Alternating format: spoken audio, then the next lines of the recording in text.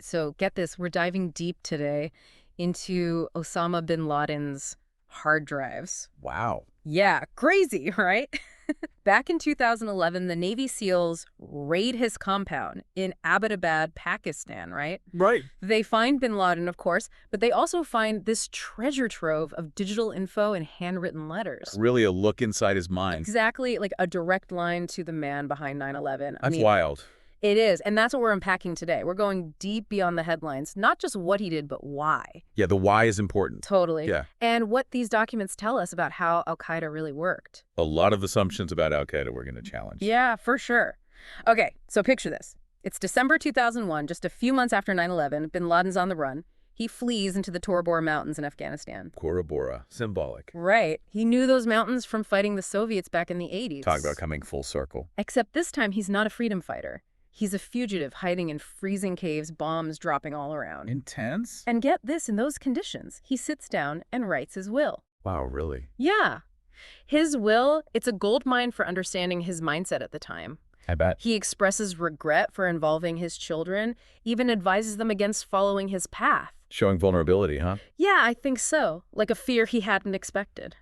Interesting. And that vulnerability, they think, comes from a huge miscalculation. Yeah. He completely underestimated how the U.S. would respond to 9/11. Right. You know, there were warnings before the attacks. Oh, really? Yeah, other jihadis, even Islamic scholars, they warned him attacking the U.S. on its own soil. That would trigger a full-blown war in the Middle East. So he was warned. Yeah, but he basically ignored them. Wow. He dismissed the U.S. as a paper tiger, A paper tiger, huh? thought they'd back down and withdraw from the Middle East. That's a huge miscalculation. Yeah, what he missed was the U.S. resolve, how those attacks unified the nation and fueled this global war on terror. And that sets the stage for everything that follows. Exactly. It's fascinating because back then, everyone saw Al-Qaeda as this super powerful unified force. Right, controlling global jihad. Exactly. I mean, think about the 2004 Madrid bombings and the 2005 London bombings.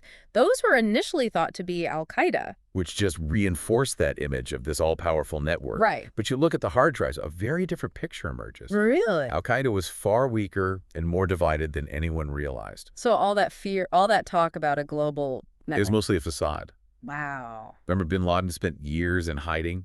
He relied on couriers for communication.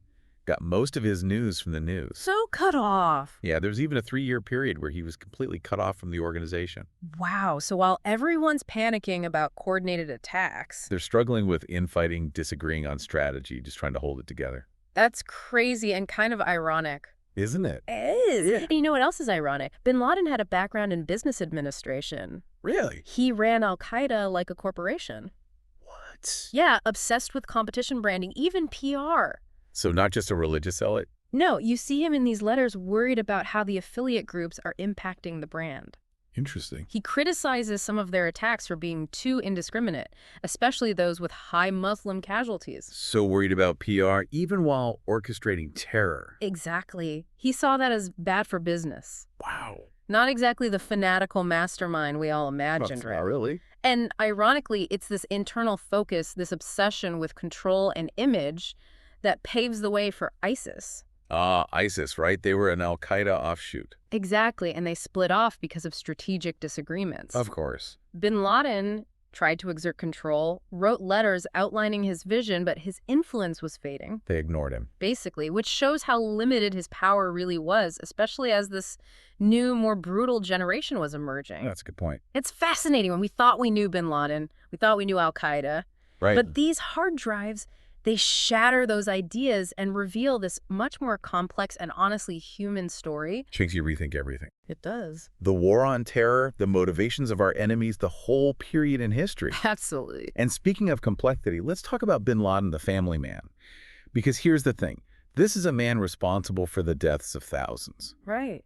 But in his letters, you see this deep concern for his family, this tenderness that's hard to reconcile with his actions. It's a jarring contrast. It is. He's orchestrating global terror, and at the same time, he's worrying about his children's education, even mentions reading bedtime stories to his grandkids. It's a side of him we never really considered. Right, and that paternal instinct, that love for his family, it may have actually played a role in his capture. Really has so. Well, remember that security breach we talked about? where his career might have been compromised. Oh, yeah, that was back in 2010. Right. Huge risk for bin Laden. Hmm. Most intelligence experts figure he'd vanish, relocate immediately. Right. I remember thinking, why on earth would he risk it? Seemed reckless. Well, it turns out, around that same time, his wife, who had been detained in Iran, and one of his sons were released. They wanted to join him in Abbottabad. So he chose family over security, even knowing the danger. It seems that way. The letter suggests he was desperate for that reunion, that sense of normalcy amidst all the chaos. And that decision sealed his fate. It did. It's almost Shakespearean, isn't it? Mm. This fatal flaw, the thing that brought him down was this very human need for connection, for family. Wow. But let's shift gears a bit, because while all this is going on, there's another huge event unfolding, the Arab Spring. Oh man, the Arab Spring. What a moment in history. Right. Imagine being bin Laden, holed up in that compound, watching these uprisings erupt across the Middle East. He must have been thrown for a loop. Right. Here he is trying to incite revolution through violence, and people are taking to the streets, demanding change peacefully. It's like everything he thought he knew was suddenly flipped on its head. Exactly. And you can feel that tension in the compound through their journals. This mix of excitement, confusion, even fear as they try to figure out how Al-Qaeda should respond. Trying to make sense of it all. Right. And it's not just bin Laden calling the shots.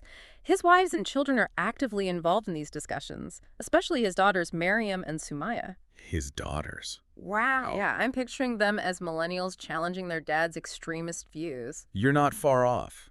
The journals show them as intelligent, articulate young women pushing back against their father's assumptions, urging him to engage with this changing political landscape. So real debates happening within the family. Absolutely. They challenge his ideas about democracy, the role of women in society. Talk about intense family dinners. Right.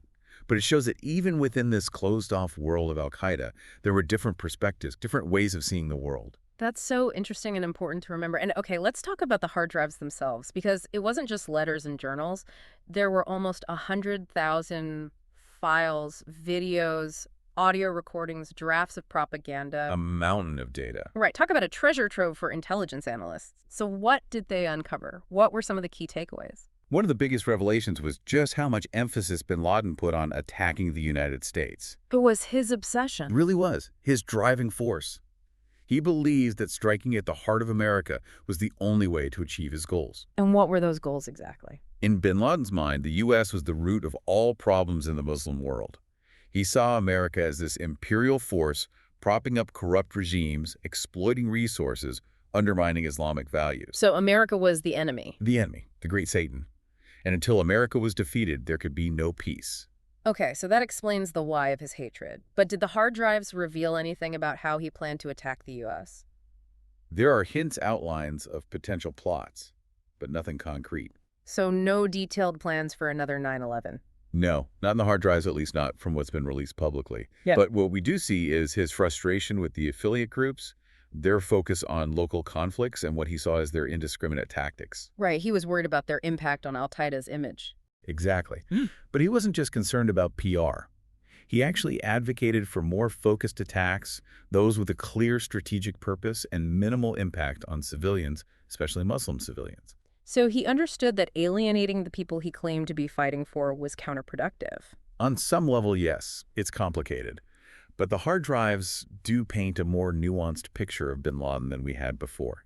He was driven by ideology, but also by a desire for control, for order, for a legacy that would outlive him. And that's where his business background comes in. Exactly. The hard drives show how much he approached Al-Qaeda as a business. He was obsessed with branding, with messaging, with projecting this image of strength and unity. So a kind of twisted CEO of terror. In a way, yes. Yeah. And that approach, while effective for a while, ultimately had its limitations. Especially as the world was changing around him. With the Arab Spring, the rise of ISIS, the evolving tactics of the war on terror, bin Laden's carefully constructed world was crumbling. He was stuck in a time warp, clinging to an ideology that was becoming increasingly irrelevant.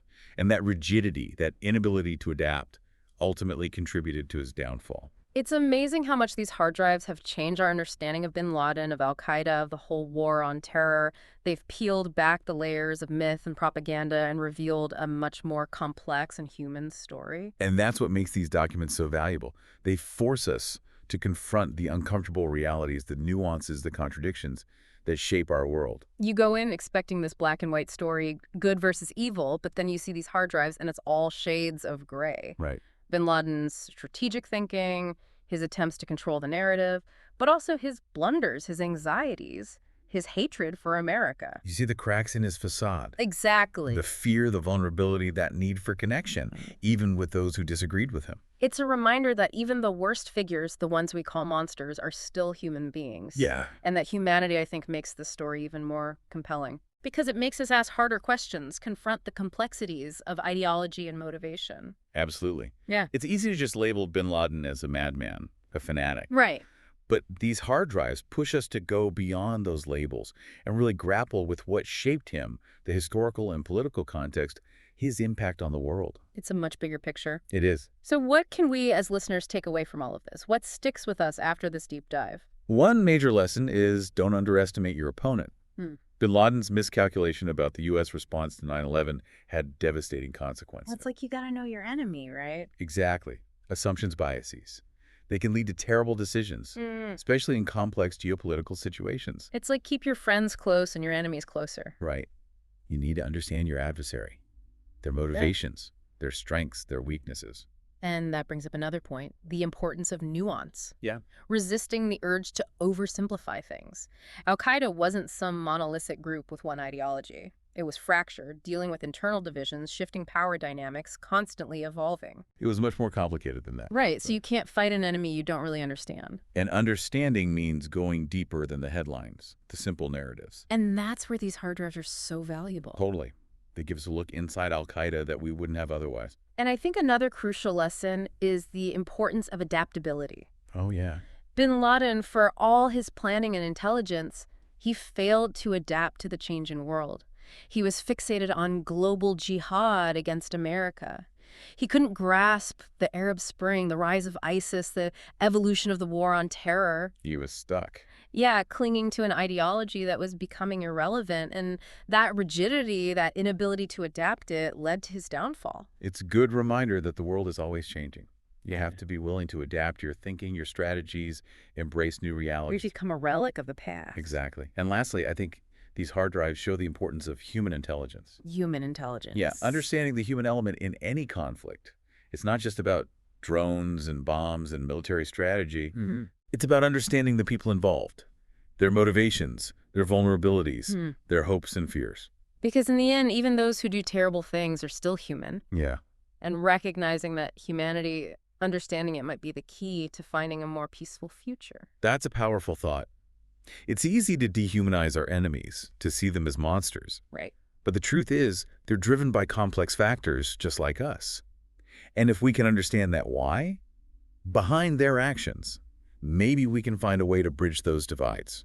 So from a raid on a compound in Abbottabad, Pakistan, we've gained this much deeper understanding of bin Laden al-Qaeda, the war on terror. And it's left us with some big questions. Definitely.